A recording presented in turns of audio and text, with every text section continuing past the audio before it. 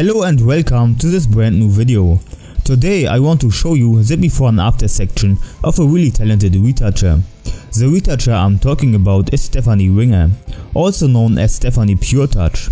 If you follow the link in the description, you will find some very nice before and after images. I really love Stephanie's style and she really knows how to retouch an image, because she has a really good eye for things that need to be retouched.